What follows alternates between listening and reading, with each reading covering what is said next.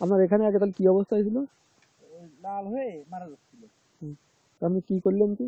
আমি তখন ওই যে আমাদের আইসিসি আড্ডা, হুম, ওইখানে যে জাকির মিয়া ছিল, হুম। ওইখানে খুলতে পেলাম যে যদি এরকম লাল জাকির হয়ে আপনার, মারা যায়। জাকির কি এই যে কিছু হয় নাকি?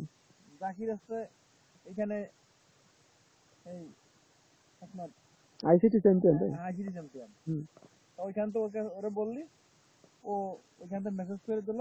হুম, মেসেজ করালি আমার নাম্বার টাম্বার দিয়ে। হুম, এবার আমার কাছে ফোন আসলো। হুম, এবার আমি কথা বললাম। হুম, আমারে বললো যে ওই থিওপিট অথবা কমলাস, হুম, এই দিয়ে স্প্রে করলে সেরে যাবে। হুম, আর যদি না পাওয়া যায় হুম, তাহলে ইউরিয়া ছিটাই দেবেন। হুম, আমি বললাম যে 1 বিঘা জমিতে কতটুক দেবো? এবার 33 টাকার বিঘায় 10 কেজি দেবেন। হুম, সে জমি দেওয়ার পরে হুম, আমার সুদগুলো দেখেন যে সেরে গেছে। হুম, অনেকটাই সেরে গেছে, 1 সপ্তাহের ভিতরেই আমারটা ক্লিয়ার আমি করছি, রেজাল্ট করছি হুম। যে এতে কাজ হয়। তা আপনার এই যে যদি না জানতেন তাহলে কি হতো? না তখন তো এরকম মারাই যেত। তখন ওই পাশে ওটা মরিনের কথা শুনতো কোনো, হুম, ওইখান থেকে পাতলা হয়ে গেছে মরি, হুম। এর থেকে মোট থাকতো না।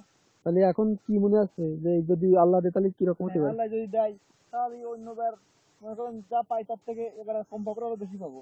তা হুম, মনে করেন যে 33 দিকেই অন্তত 10-11 মণ পাবো। আচ্ছা। তাহলে এগুলো নিয়ে আর কি চিন্তা করতেছেন কি? এখন এ নিয়ে আর আমার তো সেরেই গেছে, ফলও হয়েছে, ফুলও এসে গেছে। ওরা তো আশা করি যে খুব ভালোই যাবে না এবার। হুম। এখন আপনি কি আপনার এলাকায় কেউ কোনো কিছু করবেন নাকি আরো? এই এলাকায় আমি তো আমার দলের যারা আছে এদের বলেছি, এদের যত শুভেচ্ছা আমার জানালে আমি জাকির মেরে ডেকে এনে ম্যানেজ করাই দিলাম।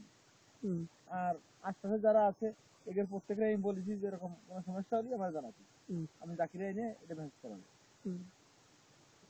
আচ্ছা।